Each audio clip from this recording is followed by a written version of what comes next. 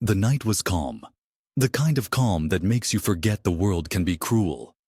Dr. Marcus Carter had just finished a long shift at the hospital, his white coat draped over his arm, his stethoscope still hanging around his neck. He was tired, but it was the kind of tired that came with knowing he'd made a difference. A child's fever broken, a grandmother's pain eased, a young man's life saved. He walked through the dimly lit parking garage, the sound of his footsteps echoing against the concrete walls.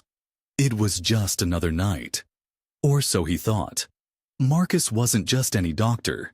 He was a combat medic, a man who had served 2 tours in Afghanistan, patching up soldiers under fire, making split-second decisions that meant the difference between life and death. But here, in this quiet city, he was just a black man in scrubs, a target for the kind of hate he thought he'd left behind.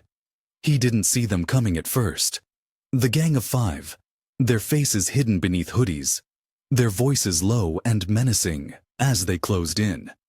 "Hey, Doc," one of them sneered, his tone dripping with malice.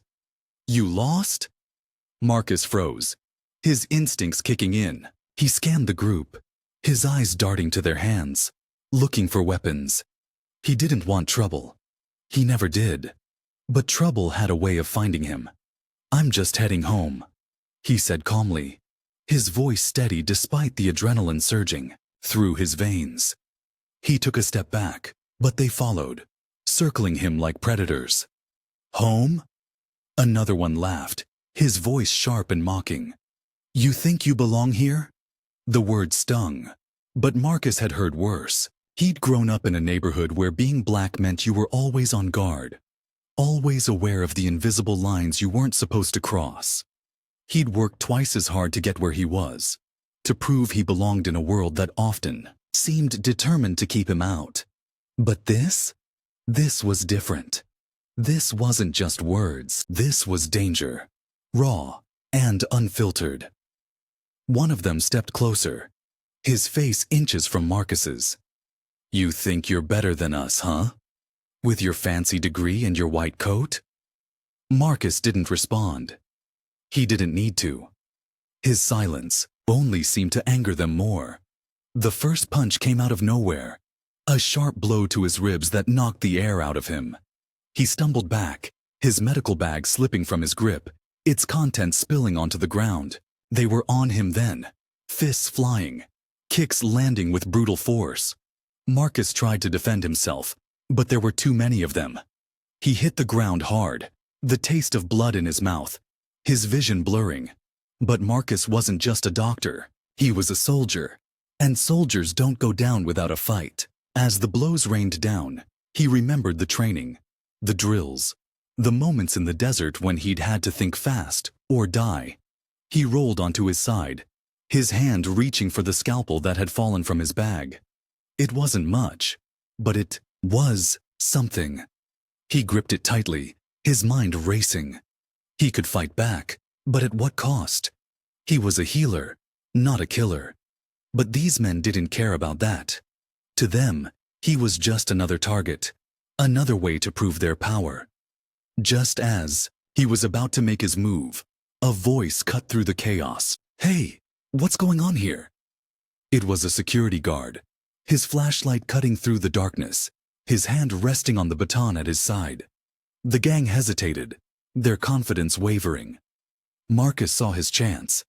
He pushed himself to his feet, his body aching, his breath coming in ragged gasps. He didn't wait to see what would happen next. He ran, his legs carrying him as fast as they could, the sound of their laughter ringing in his ears.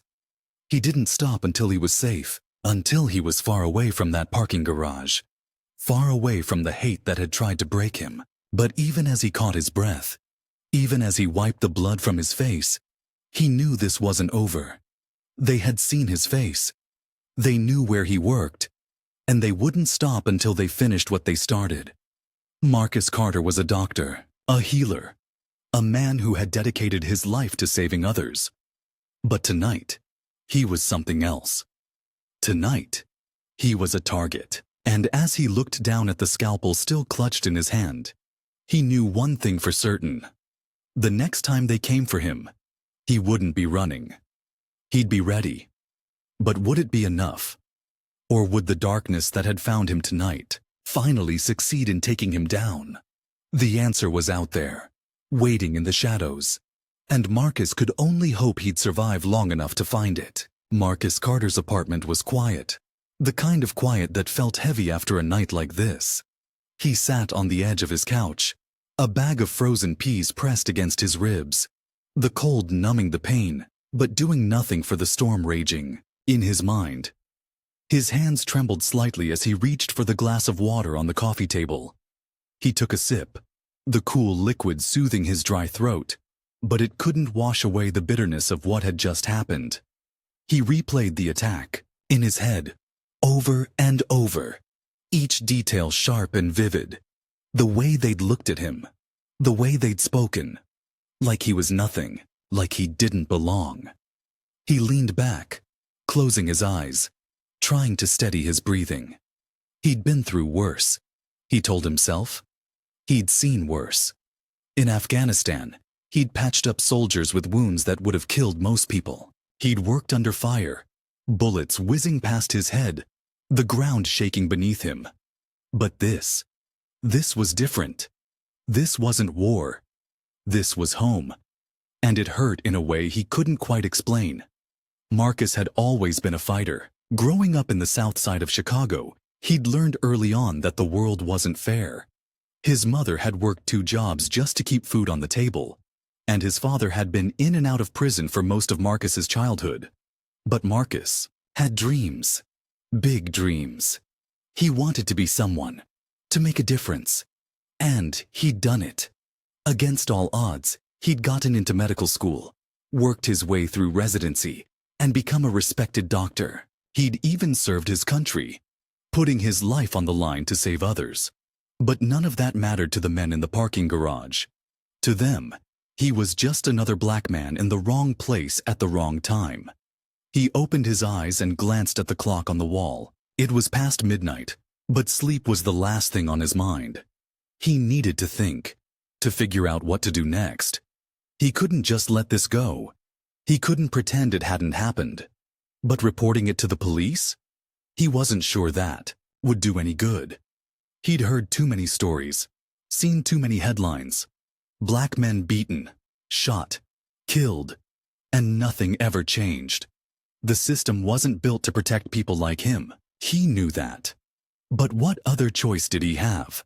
His phone buzzed on the table, startling him. He picked it up, his heart skipping a beat when he saw the name on the screen. Detective Ramirez. Marcus hesitated for a moment before answering.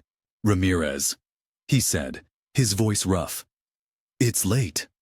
I know, Ramirez replied, his tone serious. But I just got a call from the hospital. They said you were attacked. Are you okay? Marcus sighed, running a hand over his face. I've been better. But I'll live. Good. That's good. There was a pause, and Marcus could almost hear the detective thinking. Listen, Marcus. I need you to come down to the station. We need to file a report. These guys, they're dangerous. If they're targeting you, we need to know why. Marcus frowned. Why? What do you mean, why? Isn't it obvious? Maybe, Ramirez said carefully. But there's something else going on here. Something bigger. I can't explain it over the phone. Just come in, okay? Let's talk. Marcus didn't like the sound of that. Something bigger? What did that even mean? But he knew Ramirez. The detective wasn't the type to exaggerate. If he said there was more to this, there probably was. All right, Marcus said finally. I'll be there in an hour. He hung up and set the phone down, his mind racing. What could Ramirez mean by something bigger? Was this more than just a random attack? Had he been targeted for a reason? The thought sent a chill down his spine. He stood up, wincing as the pain in his ribs flared. He needed to get moving, but first, he needed to clean himself up. He couldn't show up at the police station looking like he'd just been through a war zone. As he walked to the bathroom, he caught a glimpse of himself in the mirror. His face was bruised, his lip split, his left eye swollen. He looked like hell. But it wasn't just the physical injuries that bothered him. It was the look in his eyes, the fear, the anger, the doubt. He didn't recognize the man staring back at him. He turned away, turning on the faucet and splashing cold water on his face. He needed to pull himself together. He couldn't afford to fall apart now. 20 minutes later, he was dressed and ready to go. He grabbed his keys and headed for the door, but something made him stop. He turned back, his eyes landing on the scalpel he'd left on the coffee table. It was still stained with blood. His blood. He hesitated for a moment before picking it up and slipping it into his pocket. He didn't know why, but it felt like he might need it. The drive to the police station was quiet, the streets empty at this hour. Marcus kept his eyes on the road, his hands tight on the wheel. He couldn't shake the feeling that he was being watched, that someone was following him. He glanced in the rearview mirror, but there was no one there. Just his imagination, he told himself. But the unease stayed with him, a knot in his stomach that wouldn't go away. When he pulled into the station parking lot, he saw Ramirez waiting for him outside. The detective was leaning against his car, his arms crossed, his expression grim. Marcus parked and got out, walking over to him. "You look like hell," Ramirez said, his tone light but his eyes serious. "Thanks," Marcus replied dryly. "You should see the other guys." Ramirez didn't laugh. "Come on," he said, nodding toward the station. "Let's talk." They walked inside, the fluorescent lights buzzing overhead. Ramirez led him to a small interview room, closing the door behind them. Marcus sat down, his body aching, his mind still racing. Ramirez sat across from him, leaning forward, his hands clasped on the table. "All right," he said. "Tell me everything. Start from the beginning."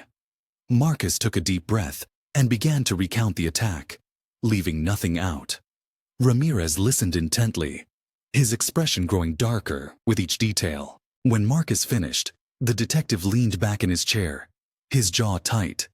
"This isn't good," he said finally. "These guys, they're part of a gang called the Iron Fists. They've been causing trouble all over the city, but this is different." "Different how?" Marcus asked, his stomach tightening. Ramirez hesitated, as if weighing his words. "They've been targeting people like you," he said slowly. "Professionals. People who've made something of themselves. It's like they're trying to send a message." Marcus felt a chill run through him. "What kind of message?" Ramirez looked him in the eye, his expression grim. "That no matter how far you go, no matter how much you achieve, you'll always be one of them. And if you try to rise above it, they'll drag you back down." Marcus stared at him, his heart pounding. He wanted to argue, to say that couldn't be true. But deep down, he knew Ramirez was right. He'd spent his whole life trying to prove he was more than where he came from, more than the color of his skin. And now, it felt like the world was trying to remind him that none of it mattered. "There's something else," Ramirez said, breaking the silence. He reached into his pocket and pulled out a small evidence bag. Inside was a piece of paper, folded neatly. He slid it across the table to Marcus. "We found this at the scene. It's addressed to you." Marcus picked up the bag, his hands trembling slightly. He unfolded the paper and read the words scrawled in messy handwriting. "You think you're safe? Think again. This is just the beginning." His blood ran cold. He looked up at Ramirez, his mind racing. "What does this mean?" Ramirez's expression was grim. "It means they're not done with you, Marcus. And until we figure out who they are and what they want, you're not safe." Marcus sat back, the weight of the words settling over him like a dark cloud. He'd survived war zones, saved lives, overcome impossible odds. But this was different. This was personal. And as he stared at the note in his hands, he couldn't shake the feeling that the worst was yet to come.